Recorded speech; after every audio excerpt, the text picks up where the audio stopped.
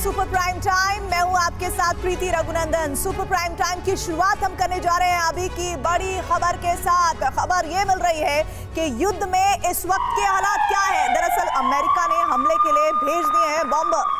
इसके अलावा कतर और साइप्रस पहुंचे हैं यूएस बॉम्बर। ये बहुत बड़ी इंफॉर्मेशन मिल रही है। ईरानी धरती पर हमला कर सकता है अमेरिका। और साथ ही इंफॉर्मेशन ये भी आ रही है कि आज रात बहुत बड़े हमले की तैयारी में है अमेरिका। और ये हमला किस तरह से अंजाम दिया जाएगा, इसकी पूरी तैयारी अमेरिका ने कर ली है। अरब से महासंग्राम की शुरुआत हो चुकी है। अमेरिका, इराक, सीरिया और ईरान में सैन्य हलचल बहुत तेज है। अमेरिकी सेना ने अपने सैनिकों की मौत का बदला लेने का ऑपरेशन रात 2:30 बजे शुरू कर दिया है। ईरानी शक्ति से चलने वाले प्रॉक्सी संगठनों पर ताबड़तोड़ बमबारी शुरू हो चुकी है। अमेरिका ने कहा है कि यह प्रतिशोध का पहला चरण है, यानी आज रात भी बड़े हमले हो सकते हैं। ईरान ने अपनी मिसाइल फोर्सेस को युद्ध के लिए तैयार रहने के आदेश दिए हैं। और इराक, सीरिया, साथ ही यमन के मिलिशिया गुट अमेरिकी नौसेना बेड़े पर बड़े हमले की प्लानिंग कर रहे हैं। देखिए कैसे अरब का बड़ा हिस्सा धधक रहा है और ये जंग कितनी तेजी से वर्ल्ड वॉर की तरफ बढ़ रही है।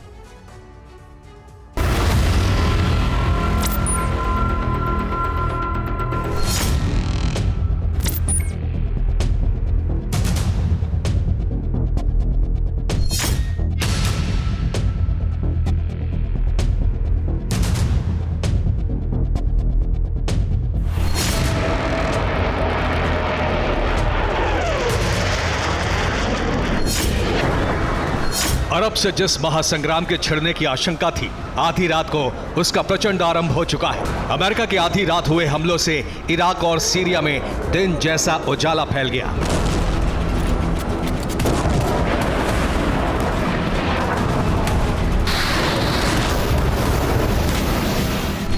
अमेरिका ने अरब के दो देशों सीरिया और इराक में ईरानी मिलिशिया के ठिकानों पर हमले किए हैं। बमबारी से दोनों जगहों पर भारी नुकसान हुआ है।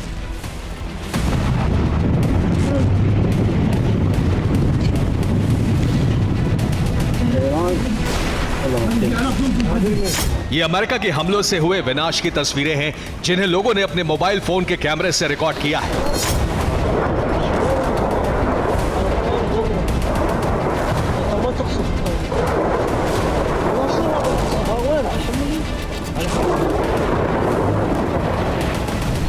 यह हमला इराक में कतैब हिजबुल्लाह के ठिकाने पर किया गया।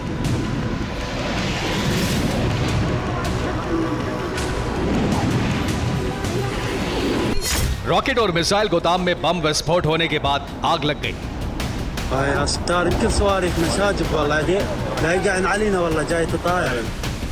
आग लगने से रॉकेट विस्फोट होने लगे और गोदाम से जानलेवा आतिशबाजी शुरू हो गई।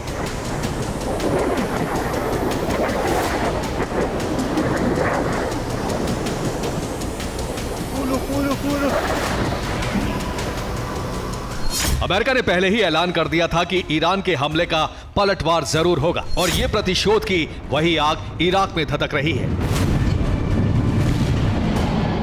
अमेरिका की वायुसेना ने इराक और सीरिया में ईरानी मिलिशिया के ठिकानों को खाक करने का ऑपरेशन छेड़ दिया है। सीरिया और इराक में 2-3 फरवरी की रात घंटों बमबारी होती रही। लोगों में आतंक फैल गया।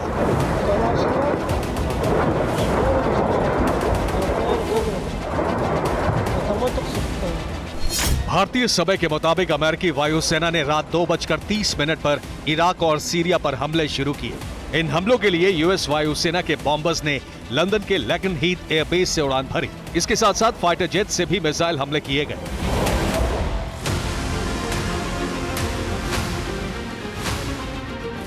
29 जनवरी को ही अमेरिकी राष्ट्रपति जो बाइडेन ने ऑपरेशन के लिए ग्रीन सिग्नल दे दिया था। खबर थी कि अमेरिका इराक और सीरिया में ईरान के समर्थन से चलने वाले शिया मिलिटेंट संगठनों के ठिकानों पर हमला करेगा। 2-3 फरवरी की आधी रात को अमेरिका ने इराक और सीरिया में विनाशक बम वर्षा शुरू कर दी। अमेरिका ने ऑपरेशन प्रतिशोध के तहत इराक और सीरिया पर भयंकर बमबारी की। अमेरिका के B-1 बॉम्बर लंदन के लेकन हीथ एयरबेस से उड़े और इराक सीरिया पर बमबारी की। इनके साथ ही F-15 फाइटर जेट से गाइडेड बम हमले भी किए गए। F-15 के साथ साथ F-16 विमानों की आधी स्क्वाड्रन भी इराक सीरिया पर बम हमले के लिए भेजी गई। इन विमानों ने इराक और सीरिया में 85 ठिकानों पर भीषण बमबारी की। बॉम्बर और फाइटर जेट से अनगाइडेड हमलों के साथ साथ 125 गाइडेड बम हमले भी किए गए। अमेरिका ने इराक और सीरिया में ईरान के समर्थन से चलने वाले मिलिशिया गुटों को टारगेट बनाया। कताइब, हिजबुल्लाह और उसके सहयोगी संगठनों के कमांड कंट्रोल सेंटर्स को तबाह कर दिया गया। इसके साथ ही वो ड्रोन लॉन्च सेंटर भी टारगेट बने, जहां से अमेरिका के अरब सैन्य बेस पर ड्रोन हमले किए जाते हैं। अमेरिकी वायुसेना ने कताइब रेजिस्टेंस फोर्सेस के रॉकेट और मिसाइल गोदामों पर बमबारी की।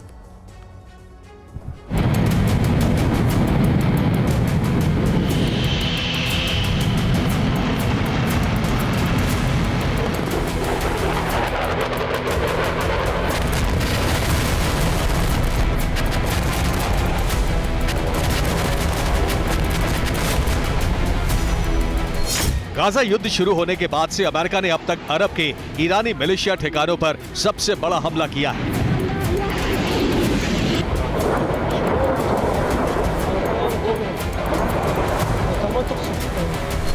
इस हमले से इराक और सीरिया में कई लोग मारे गए।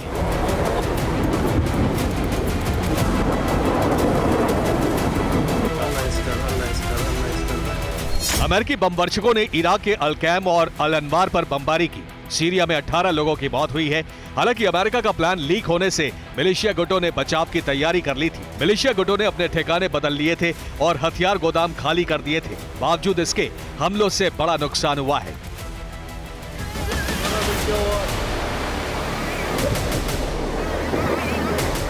इराक ने अमेरिका की एयर स्ट्राइक का कड़ा विरोध किया है।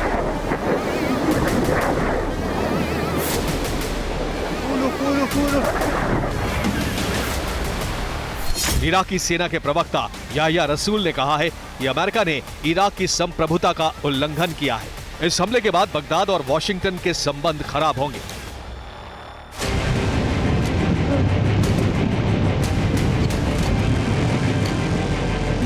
अमेरिका ने भले ही इराक और सीरिया में हमले किए हो, लेकिन सच ये है कि जंग ईरान के साथ शुरू हो चुकी है।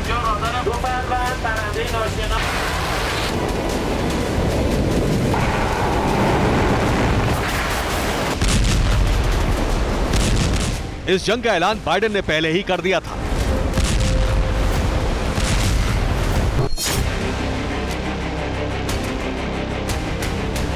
कताइब से अमेरिका ने अपने 3 जवानों का प्रतिशोध लिया है।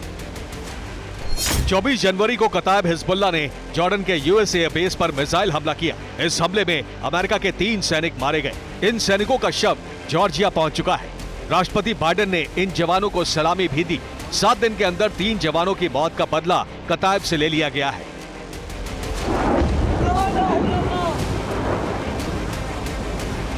लेकिन अमेरिका ने जो जंग शुरू की है, उसके महासंग्राम में बदलने की आशंका बढ़ती जा रही है।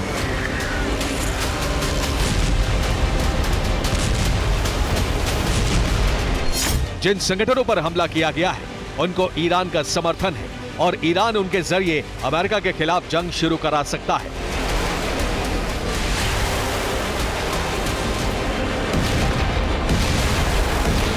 ईरान अब अरब में अमेरिका से बदला लेने और इजराइल को घेरने के लिए रिंग ऑफ फायर एक्टिवेट कर सकता है।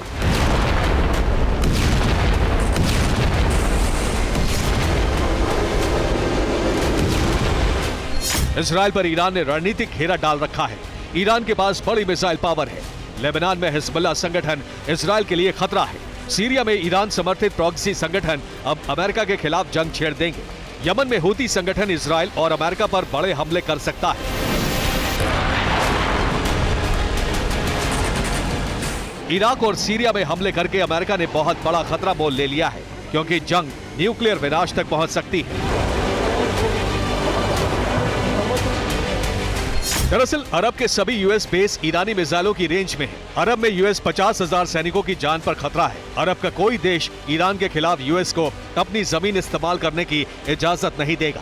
सीरिया, इराक, लेबनान, यमन के प्रॉक्सी संगठन जंग छेड़ने को तैयार है। खुफिया रिपोर्ट है कि ईरान अब न्यूक्लियर बम भी बना चुका है। वर्चस्व कायम करने के लिए ईरान एटमी हमला कर सकता है।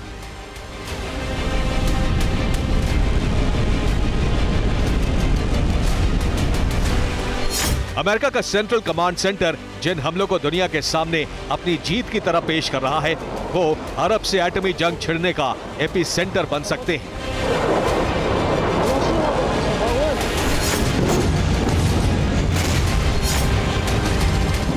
Bureau report, TV9 Bharatvarsh. और इसी के साथ एक बड़ी जानकारी मिल रही है, ईरान ने शफाक मिसाइल सिस्टम लॉन्च किया है। अमेरिका ईरान पर हमला कर सकता है। अमेरिकी खतरे के बाद मिसाइल सिस्टम लॉन्च किया गया है। साथ ही जानकारी ये इस बार में मिल रही है कि अमेरिका को ईरान ने युद्ध की धमकी दी है। ईरान यूएस से युद्ध के लिए तैयार है। ये रईसी की तरफ से बड़ा स्टेटमेंट आ गया है।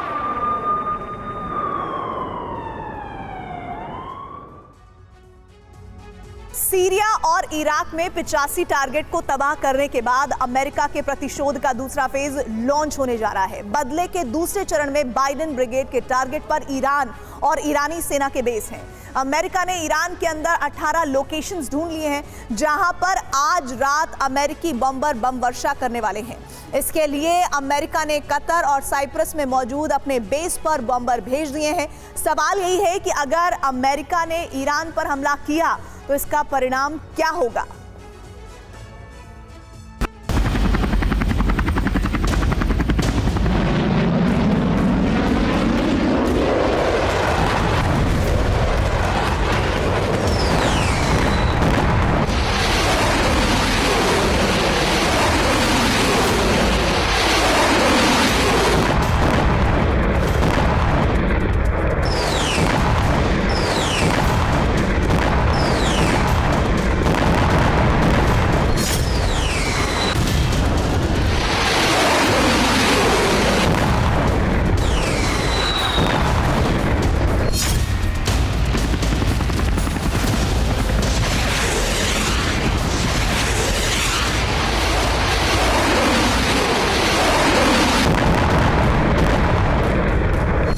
लाल सागर की लड़ाई विध्वंसक हो गई है। मिडिल ईस्ट और अरब में विनाश की नई आंधी आ गई है।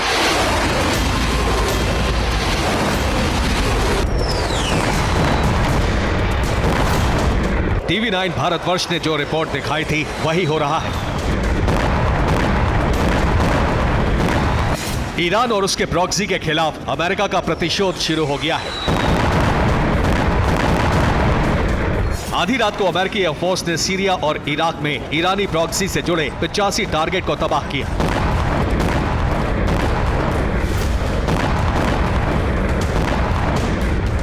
अमेरिका के B-1 बॉम्बर ने 85 ठिकानों पर 125 मिसाइलों से धावा बोला।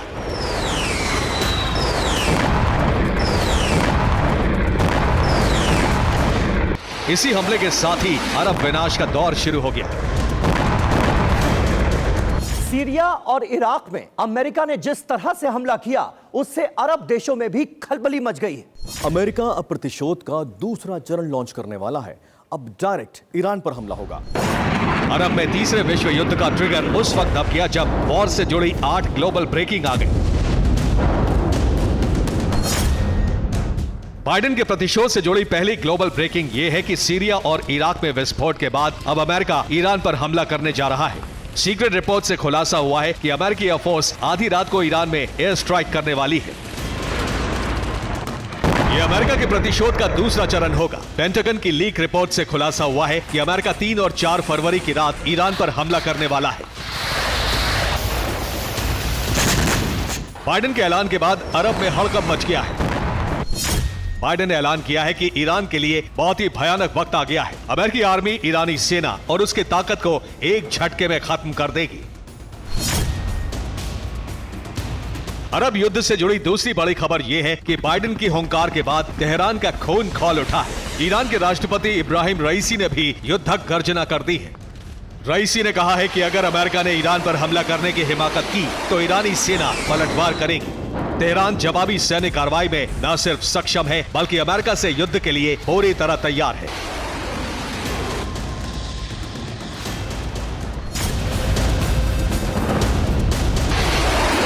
रईसी की धमकी का अमेरिका पर कोई असर नहीं पड़ेगा क्योंकि बाइडेन पेंटागन के प्रतिशोध प्लान को हरी झंडी दे चुके हैं। अमेरिका के टारगेट पर ईरान के एयरबेस, नेवल बेस और एटमी सेंटर हैं। इन पर प्रहार कर बाइडेन ब्रिगेड रईसी सेना की कमर तोड़ने वाली है।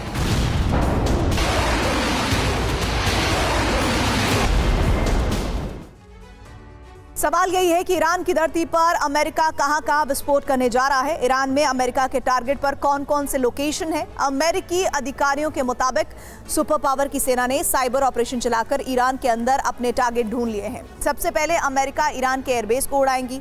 तरबीज, महाबाद, डोजफुल, तेहरान, मेहराबाद, अशहद, जाहिदान, अबू मूसा और बंदर अब्बास यहां पर ईरान के एयरबेस हैं।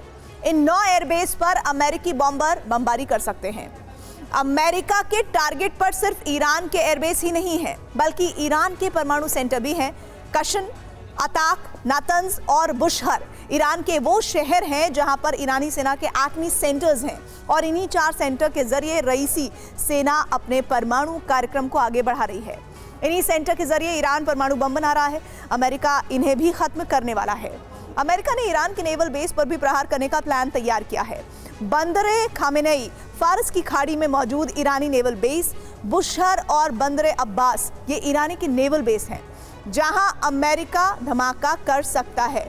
बंदरे खामेनेई वो इलाका है जहां ईरान की खामेनेई नेवल एकेडमी मौजूद है। यहीं पर ईरान हूती समेत अपने कई प्रॉक्सी को युद्ध की ट्रेनिंग देता है। अमेरिका इस एकेडमी को भी मिटा सकता है। अगर ऐसा हुआ तो अरब में परमाणु युद्ध छिड़ सकता है।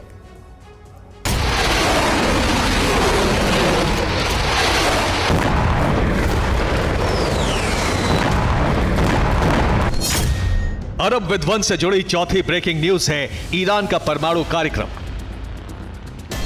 तेहरान एक साथ 4 न्यूक्लियर पावर प्लांट बना रहा है। ये चारों परमाणु प्लांट हॉर्मुज की खाड़ी के पास बनाए जा रहे हैं। ईरान का दावा है कि इनसे वो 5000 मेगावाट बिजली पैदा करेगा, लेकिन इजराइल का आरोप है कि ईरान इसके जरिए एटम बम बना रहा है। अमेरिका को भी शक है कि पावर प्लांट की आड़ में ईरान अपने परमाणु कार्यक्रम को आगे बढ़ा रहा है। ऐसे में अमेरिका इन चारों पावर प्लांट को भी टारगेट कर सकता है।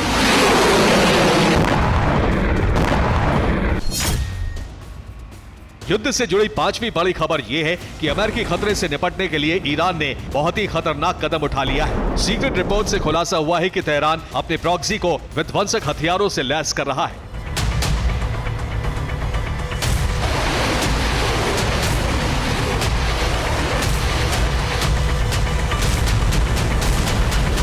ब्रिटिश खुफिया एजेंसियों की रिपोर्ट से खुलासा हुआ है कि ईरान हूती को डर्टी बम देने जा रहा है। इस खबर के सामने आने के बाद पूरी दुनिया में खलबली मच गई है। हूती ने भी ऐलान कर दिया है कि लाल सागर में अमेरिका के डर से उसके ऑपरेशन नहीं रुकेंगे, उसके हमले और तेज होंगे।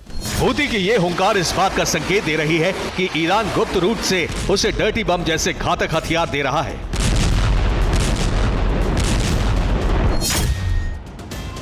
हूती ने सिर्फ हमले तेज करने की हुंकार ही नहीं भरी, बल्कि उसके विध्वंसक हमले शुरू हो गए। हूती ने रात में फिर से कई मिसाइलें दागी।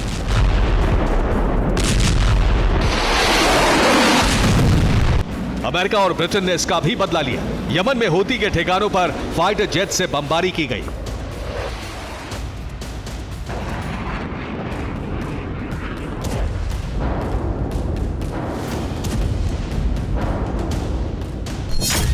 हूती के खिलाफ ऑपरेशन में इजराइल भी शामिल हो गया है। हूती ने इजराइल की तरफ बैलिस्टिक मिसाइलें दागी, जिन्हें इजराइल ने एरो एयर डिफेंस सिस्टम से नाकाम कर दिया। इसके बाद इजरायली एयरफोर्स ने हूती के खिलाफ जवाबी कार्रवाई की।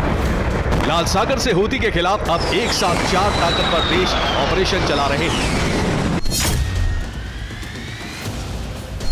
ये देश हैं अमेरिका, ब्रिटेन, इजराइल और जर्मनी। इन चारों देशों की नेवी न सिर्फ हूती के हमलों को नाकाम कर रही है, बल्कि यमन में हूती के ठिकानों पर विस्फोट भी कर रही है। लेकिन अरब में छिड़ा ये युद्ध महायुद्ध में बदलने जा रहा है, क्योंकि अमेरिकी बॉम्बर अब ईरान के अंदर बमबारी करने जा रहे हैं। Bureau report, TV9। बड़ी खबर आ रही है। रूस की धरती पर यूक्रेन का ड्रोन हमला हुआ है। दक्षिणी रूस में ऑयल रिफाइनरी पर अटैक हुआ है। ड्रोन हमले के बाद रिफाइनरी में लग गई है आग। रूसी सेना के प्रहार से गुस्से में है यूक्रेन।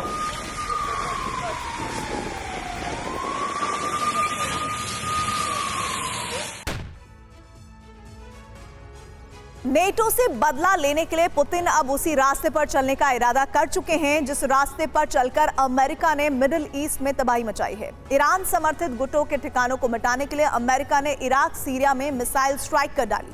अब पुतिन इसी तरह उन देशों पर हमला कर सकते हैं जो यूक्रेन को हथियार सप्लाई करते रहे हैं। यानी अरब देश अरब जो जैसे देश हैं उनमें बारूदी ज्वालामुखी यूरोप में भी फट सकती है, जो सीधे तौर पर रूस नेटो का विध्वंसक टकराव होगा।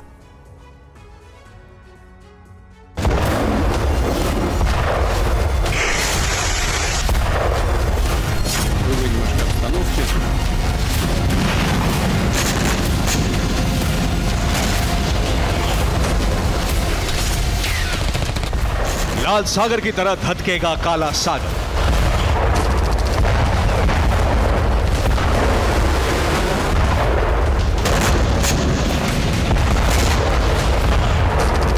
भूमध्य सागर की तरह सुलगेगा बाल्टिक सागर।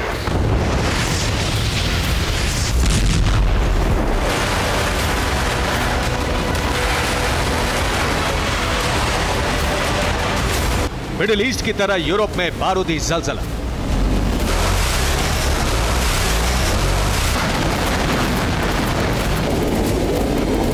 अमेरिका की तरह रूस करेगा ताबड़तोड़ प्रहार।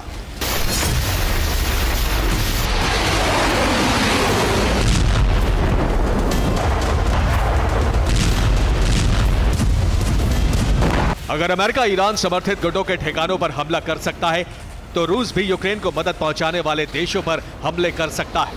अगर अमेरिका दो देशों में बम मिसाइल गिराकर हमले कर सकता है तो रूस भी ऐसा हमला करने के लिए स्वतंत्र है। इराक और सीरिया में ईरानी प्रॉक्सी के ठिकानों पर अमेरिकी मिसाइल स्ट्राइक के बाद यह सवाल उठने लगा है कि ऐसे हमले रूस क्यों नहीं कर सकता। अमेरिका ने जॉर्डन बॉर्डर पर मारे गए सैनिकों का बदला लिया, तो क्या रूस भी बेलबेक में मारे गए 10 मिलिट्री ऑफिसर्स की मौत का बदला लेगा? अमेरिका के प्रेसिडेंट जो बाइडेन ने जैसा कहा वैसा कर दिया। 24 जनवरी को जॉर्डन सीरिया बॉर्डर पर अमेरिकी सैनिक ईरानी प्रॉक्सी के हमले में मारे गए थे, जिनकी मौत का बदला बाइडेन ने 10 दिन में ले लिया। इराक सीरिया में इतने विध्वंसक हमले किए, 85 एयर स्ट्राइक में 125 से ज्यादा मिसाइलें दागी।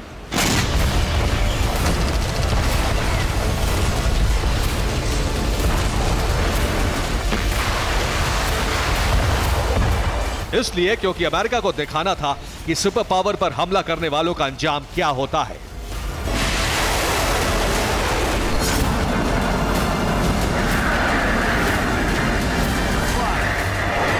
अमेरिका ने इतना जबरदस्त हमला करके ईरान को खुला चैलेंज किया है कि वो ईरान पर भी इसी तरह का हमला कर सकता है, क्योंकि अमेरिका कहता रहा है ईरान ही मिलिशिया गुटों को हथियार सप्लाई करता रहा है।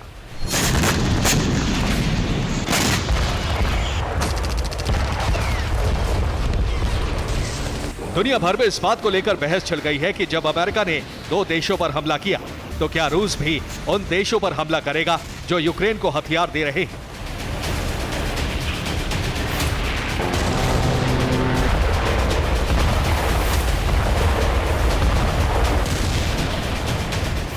डिफेंस एक्सपर्ट माइकल मालूफ ने स्पुतनिक को दिए इंटरव्यू में इस बात का जिक्र किया।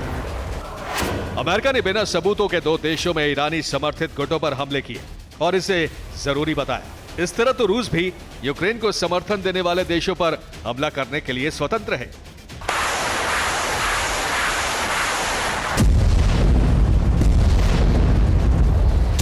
माइकल मालूफ ने यह भी बताया कि अमेरिका लगातार कहता रहा है कि वो ईरान पर हमला कर सकता है, क्योंकि ईरान इजराइल और पश्चिमी देशों के खिलाफ ईरानी प्रॉक्सी गुटों को हमला करने के लिए हथियार दे रहा है।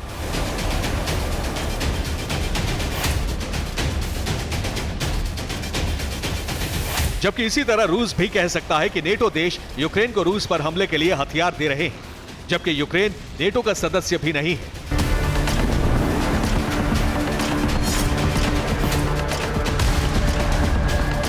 वैसे भी बेलबेक हमले के बाद से रूस बौखलाया हुआ है। क्रेमलिन की तरफ से कहा गया है यूक्रेन के पास ना तो ऐसे फाइटर जेट है, ना ही ऐसी क्रूज मिसाइल है जिनसे बेलबेक एयरबेस पर हमला हुआ। नेटो देशों से उसे हथियार मिल रहे हैं। अब हमारे टारगेट पर वो तमाम देश हैं जो यूक्रेन को हथियार दे रहे हैं। यानी ईरानी प्रॉक्सी पर अमेरिका के हमलों ने रूस के लिए यूक्रेन के मददगार देशों पर हमला करने का रास्ता खोल दिया है। रूस के टारगेट पर बाल्टिक और नॉर्डिक देश आ चुके हैं, जबकि ब्रिटेन और अमेरिका को वो धमकी देता रहा है। Britain, Germany, Finland, Sweden, Norway, Poland, Romania, Estonia, Latvia, Lithuania ये सबसे पहले टारगेट है। इसके अलावा पुतिन फ्रांस और ब्रिटेन पर बड़ा हमला कर सकते हैं, क्योंकि बेल्बेक पर हमले के लिए स्टॉर्म शैडो मिसाइल इन्हीं दोनों देशों से मिलने का शक रूस ने जताया है।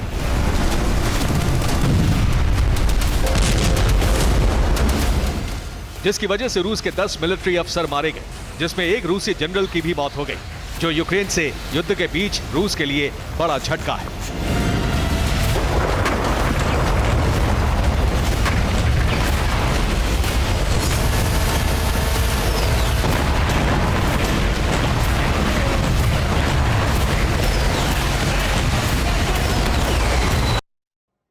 अब बेलबैक का बदला नेटो से लेंगे पुतिन। 1 फरवरी को बेलबैक एयर बेस पर स्टॉर्म शैडो से हमला किया था। सुखोई 24 जेट से यूक्रेन ने एयरबेस पर अटैक किया था। 1 फरवरी की रात 5 फाइटर जेट हमले के लिए पहुंचे थे।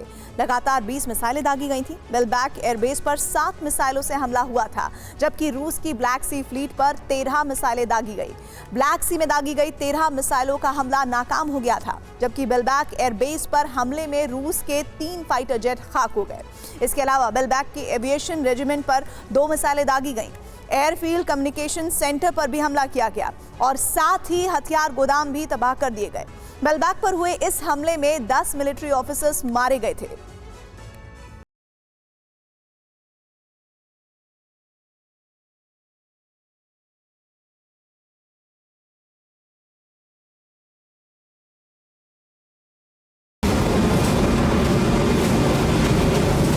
और इसका सीधा मतलब है कि युद्ध अब लंबा खिंचेगा।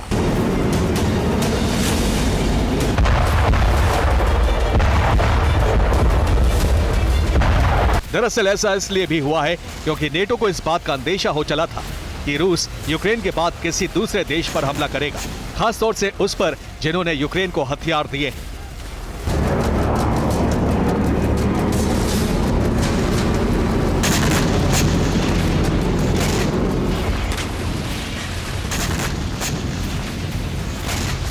बेलबेक पर हमले के बाद से इसकी आशंका तेज हो गई है। बेलबेक में उसी जगह पर मिसाइल गिरी थी जहां 3 फाइटर जेट तबाह हो गए। इस नक्शे को क्रेमलिन की तरफ से जारी किया गया है।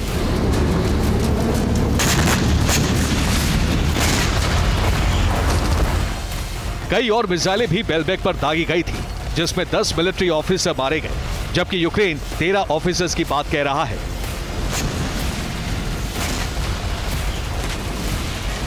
इन अफसरों में रूसी जनरल अलेक्जेंडर तातारेकी की भी मौत हो गई। तातारेकी 63 साल के थे, जो मारे गए अधिकारियों में सबसे सीनियर थे। तातारेकी बेलबेक एयरबेस के इंचार्ज भी थे। तातारेकी 2 साल पहले रिटायर हो चुके थे, लेकिन पुतिन के कहने पर युद्ध लड़ने के लिए सेना में लौटे थे। खासतौर से ब्लैक सी में रूस की युद्ध नीति बनाने में उनका बड़ा रोल था। ऐसे में तातारेकी की मौत रूस के लिए बड़ा नुकसान है, ठीक वैसे ही जैसे पिछले 2 साल में रूस ने तातारेकी को मिलाकर अब तक 10 टॉप कमांडर खो दिए। अब इनकी मौत का बदला नेटो से लेने के लिए रूस बेचैन हो रहा है।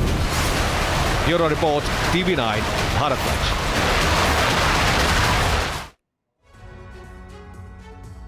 बड़ी खबर, रूस का यूक्रेन पर बड़ा हमला। क्रीवी री में बिजली के बुनियादी ढांचों पर अटैक हुआ है। यूक्रेन के कई इलाकों में इमरजेंसी ब्लैकआउट हुआ है। क्रीवी री में 2 दिन में दूसरा बड़ा ड्रोन अटैक हुआ है। यूक्रेन का 9 रूसी ड्रोन मार गिराने का दावा है।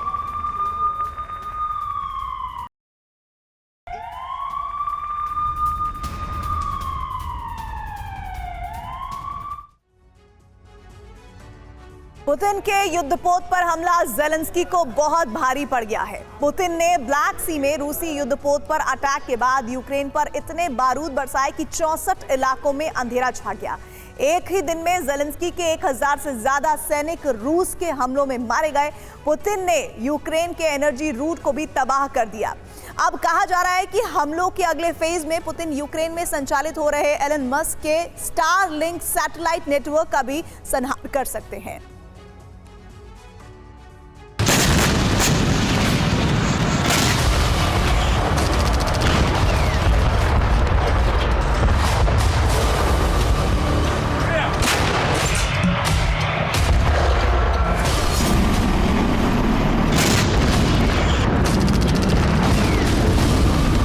रूसी युद्धपोत पर हुए अटैक का बदला पुतिन ने 24 घंटे के अंदर ले लिया।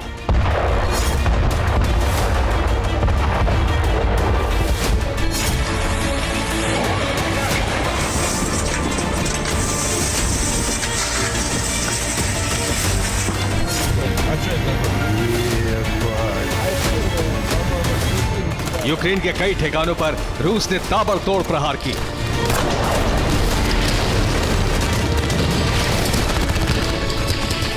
कीव पर कब्जे के लिए पुतिन की फोर्स बेताब है, इसलिए कीव को रूस लगातार दहला रहा है।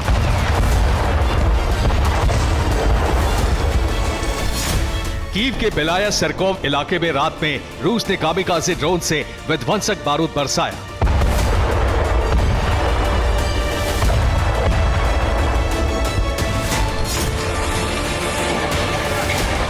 रूसी हमलों के बाद कीव का यह इलाका देर तक दहलता रहा और बारूद से खौलता रहा।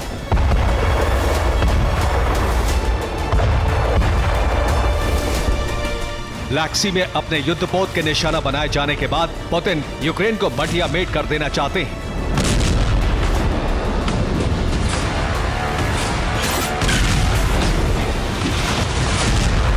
ऐसे में रूसी फोर्स यूक्रेन के हथियार रूट और एनर्जी इंफ्रास्ट्रक्चर पर भी जबरदस्त हमले कर रही है।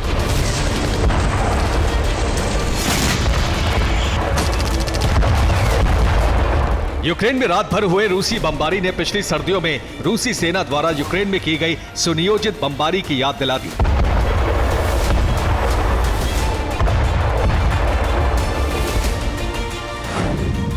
रूस के बेतहाशा ड्रोन हमलों के बाद यूक्रेन के कई ऊर्जा बुनियादी ढांचे को नुकसान पहुंचा। खार्किव रीजन में 64 इलाकों की बिजली गुल हो गई।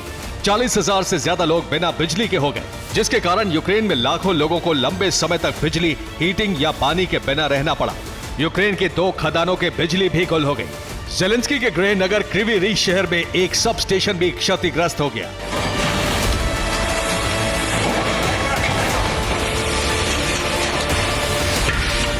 डोनेट्स्क रीजन में रात भर रूसी बॉम्बर यूक्रेन के ठिकानों पर बमबारी करते रहे।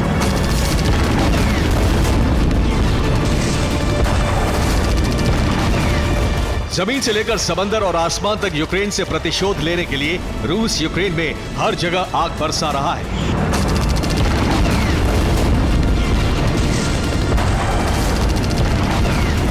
कहीं लड़ाकू विमान बम वर्षा कर रहे हैं तो कहीं रूसी ड्रोन यूक्रेन के सैन्य ठिकानों को जमींदोज कर रहे हैं। आर्टोमोवस्क इलाके में रूस ने ड्रोन अटैक करने के बाद यूक्रेन के कई सैन्य ठिकानों को तबाह करने का दावा किया।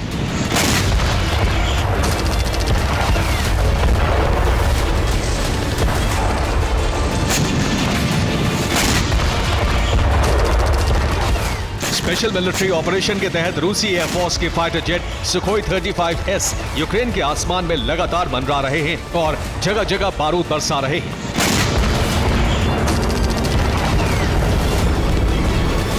पिछले 24 घंटों में रूस के हमलों के बाद यूक्रेन को काफी नुकसान उठाना पड़ा है। अकेले जनवरी महीने में ही इतनी बड़ी संख्या में सैनिक मारे गए, जिसकी कल्पना जेलेंस्की ने भी नहीं की थी।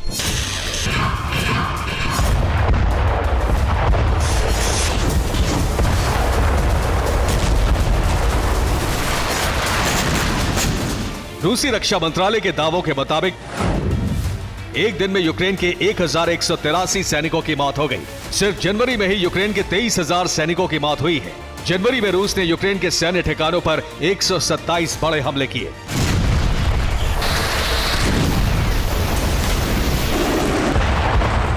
यूक्रेन को हुए नुकसान के इन आंकड़ों की पुष्टि रूसी रक्षा मंत्री ने भी एक मीटिंग के दौरान की।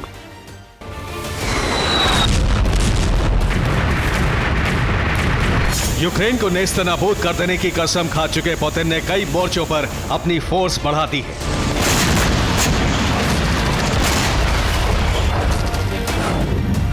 निप्रो नदी के पूर्वी तट पर 70,000 से अधिक रूसी सैनिकों को तैनात किया गया है। ये रूसी सैनिक खेरसोन और ज़ैपोरिज़िया इलाके पर कंट्रोल रखेंगे।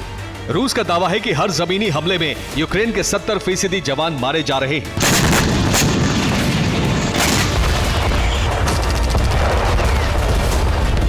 रूस का दावा है कि यूक्रेन के काउंटर अटैक के बावजूद रूसी सेना पर कोई असर नहीं पड़ा है।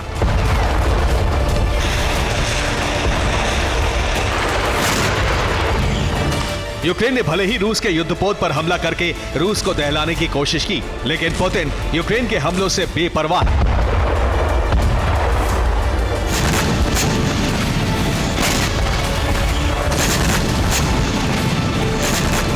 रूसी राष्ट्रपति ने कहा है कि रूस के पास न तो हथियारों की कमी है, न ही रूस के हमले रुकने वाले हैं।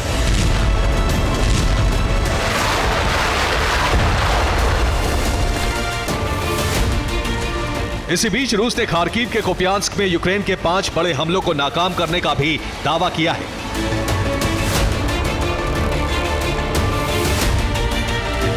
रूसी सैनिकों ने यूक्रेन के 45 सैनिकों को भी मार गिराया।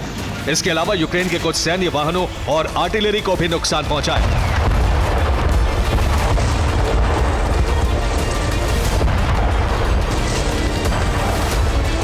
रूस और यूक्रेन के बीच युद्ध अब उस फेज में पहुंच चुका है जहां नेटो के साथ रूस की एटमी जंग शुरू हो सकती है।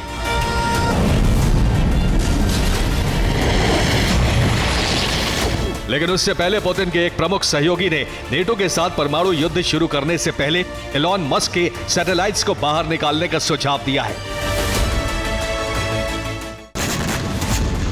नेटो रूस पर बड़ा अटैक करे उससे पहले पुतिन को नेटो मुख्यालय पर हमले का सुझाव दिया गया है।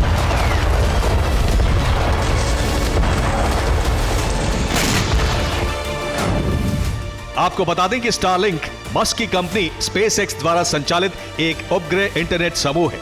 एलॉन मस्क ने युद्ध के दौरान यूक्रेन में संचार में मदद के लिए स्टारलिंक नाम रखा है। स्टारलिंक का इस्तेमाल यूक्रेनी नागरिकों, सरकार और सेना भी कर रही है।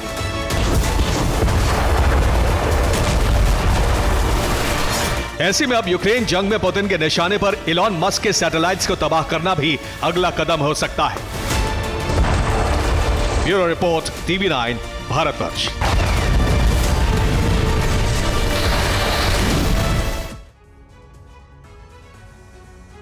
यूरोप में नेटो का शक्ति प्रदर्शन और एटमी युद्ध की तैयारी जारी है, जिससे अमेरिका और रूस की सीधी जंग का खतरा बढ़ता जा रहा है। नेटो की स्टीड फास्ट डिफेंडर ड्रिल से रूस भड़क गया है। रूसी राष्ट्रीय सुरक्षा परिषद के डेप्यूटी चेयरमैन ने कहा है कि अमेरिका आग से खेल रहा है। पुतिन के करीबी नेता ने कहा है कि एटमी युद्ध का समय आ चुका है।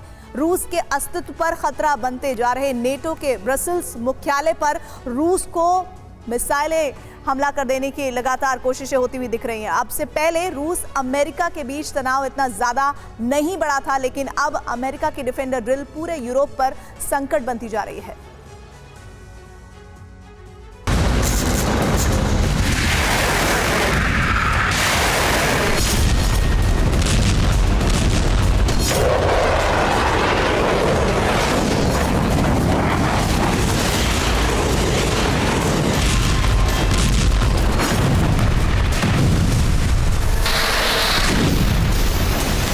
यूक्रेन युद्ध का विस्तार अब यूरोप के सभी देशों तक हो चुका है। बारूदी ज्वालामुखी का लावा अब पूरे यूरोप को जलाने को तैयार है।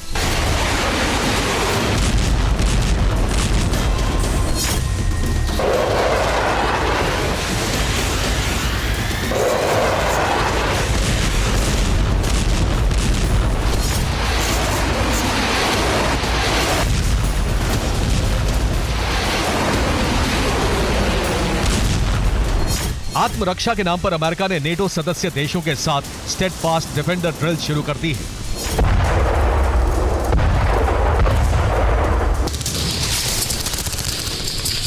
और इसका मकसद है कि अगर रूस के साथ नेटो का युद्ध शुरू होता है तो कैसे मुकाबला किया जाएगा।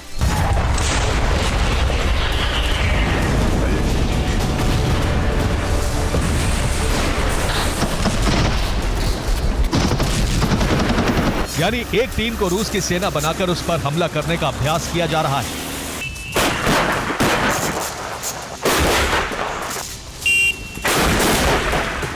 एक तरफ नेटो के सदस्य 31 देश, उनके साथ यूक्रेन और स्वीडन भी युद्धाभ्यास में शामिल हैं। यानी 33 देश एक साथ मिलकर रूस पर हमले की तैयारी कर रहे हैं।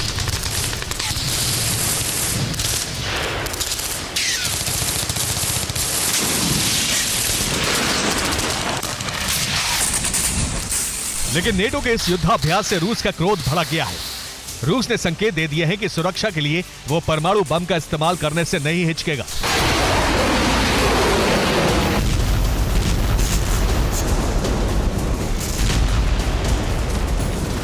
रूस के सरकारी मीडिया के प्रमुख पत्रकार व्लादिमीर सोलोव्योव ने कहा है कि नेटो पर रूस को परमाणु हमला कर देना चाहिए।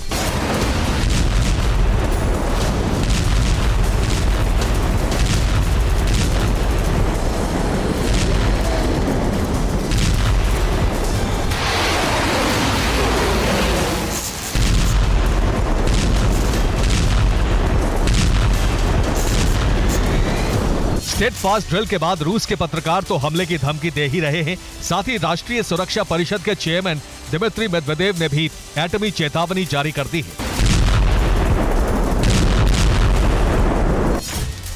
मेदवेदेव ने कहा है कि हम किसी नेटो सदस्य देश पर हमला नहीं कर रहे हैं। ये पूरे पश्चिमी खेमे को स्पष्ट है। इसके बावजूद अगर नेटो रूस की अखंडता पर हमला करता है तो उसे विध्वंसक जवाब दिया जाएगा। एक ऐसा युद्ध शुरू होगा जिससे नेटो का अस्तित्व खत्म हो जाएगा।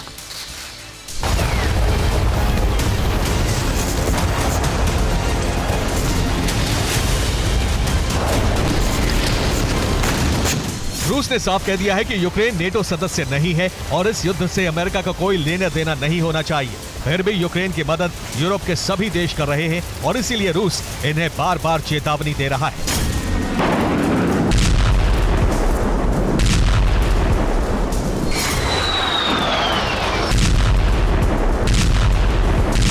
लेकिन अब यूरोप के कई देशों को ऐसा लगने लगा है कि अगर रूस को और ज्यादा भड़काया गया तो वो किसी भी देश पर हमला कर सकता है।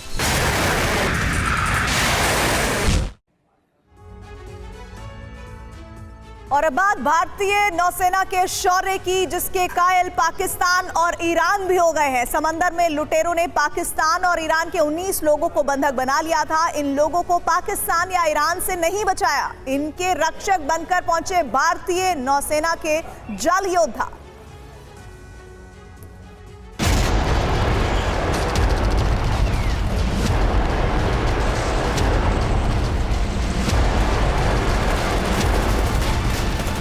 इस वक्त पूरी दुनिया भारतीय नेवी के पराक्रम को सलाम कर रही है।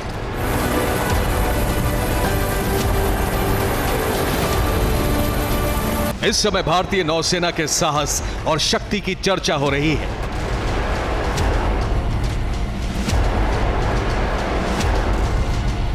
यहां तक कि पाकिस्तान और ईरान भी इंडियन नेवी को धन्यवाद कह रहे हैं।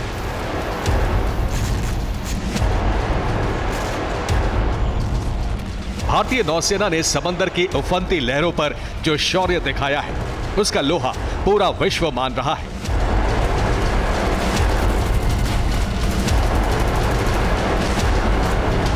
इंडियन नेवी के जांबाजों ने सोमालिया के डाकुओं पर अब तक का सबसे बड़ा प्रहार कर दिया है।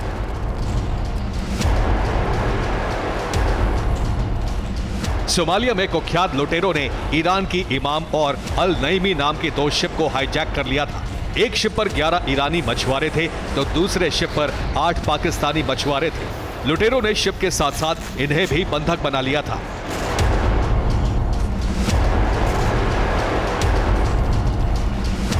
यह खबर मिलते ही वहां इंडियन नेवी पहुंच गई। हिंदुस्तान के जाबाजों ने डकैतों पर हमला शुरू कर दिया।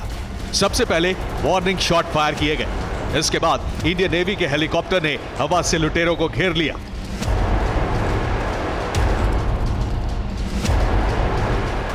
फिर एक नाव की मदद से भारतीय नौसैनिक जहाज पर पहुंच गए। भारतीय जवानों के इरादों को देखकर लुटेरे डर गए।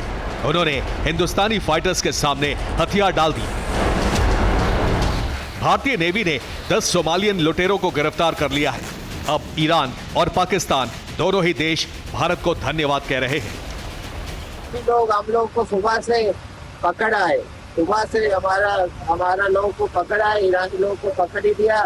वो उसका हाथ था, वो दोपहर इंडिया का नेवी आया, वो सोमाली उसको देखा, फिर वो सोमाली डर गया, फिर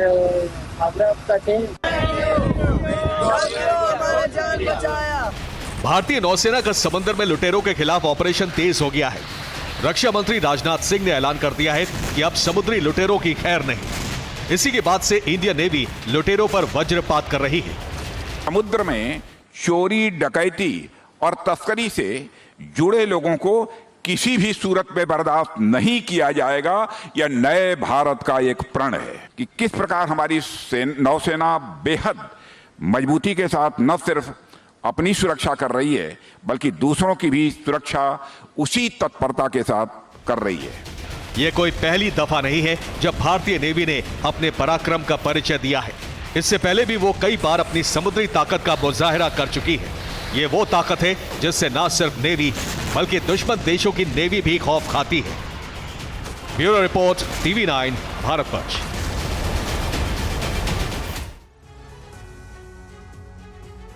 एक तरफ यूरोप में नेटो रूस के टकराव की आशंका तेज हुई है, दूसरी तरफ यूरोप के किसान ट्रैक्टर लेकर सड़कों पर उतर आए हैं। शहर शहर बवाल मचा है। आखिर क्या है वजह, इस रिपोर्ट में जानिए।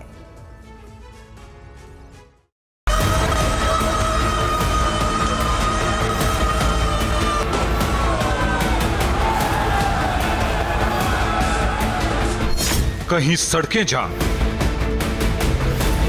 कहीं आगजनी,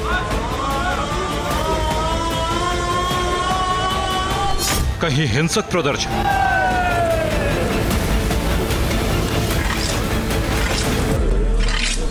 कहीं पुलिस से झड़प।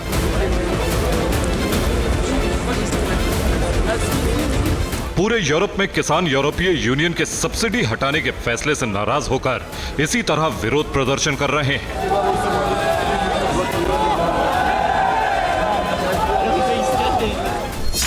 हजारों ट्रैक्टर लेकर किसान निकल चुके हैं। शहर शहर इसी तरह के हालात बने हुए हैं। हजारों किसान ट्रैक्टर लेकर बेल्जियम की राजधानी ब्रसेल्स जा पहुंचे। यूरोपीय यूनियन संसद के बाहर प्रदर्शन करने लगे।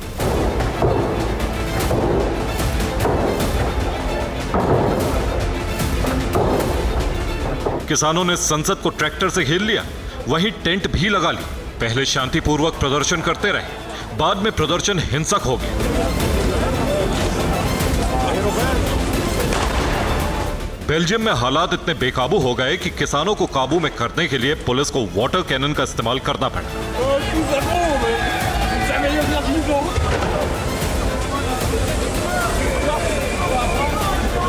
किसानों ने पत्थरबाजी भी की और टायरों में आग लगाकर प्रदर्शन किया।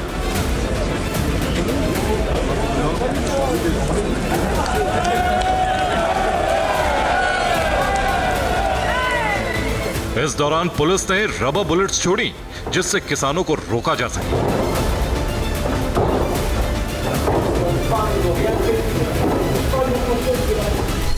फ्रांस से भी हजारों किसान ट्रैक्टर लेकर हाईवे पर निकले।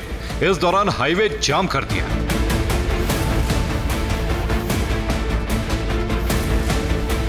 पेरिस के अलावा दूसरे शहरों से किसान निकल कर आए जो फ्रांस स्पेन बॉर्डर पर इकट्ठा होने लगे। इस दौरान मैड्रिड की तरफ जाने वाली सड़कें पूरी तरह ब्लॉक हो गई। जर्मनी की राजधानी बर्लिन से भी किसान ट्रैक्टर लेकर ब्रसेल्स जाने के लिए निकल पड़े। कई घंटे तक किसान रास्ते के एक तरफ चलते रहे, लेकिन ब्रसेल्स से कुछ दूरी पर किसानों ने रास्ता जाम कर दिया और हिंसक प्रदर्शन करने लगे।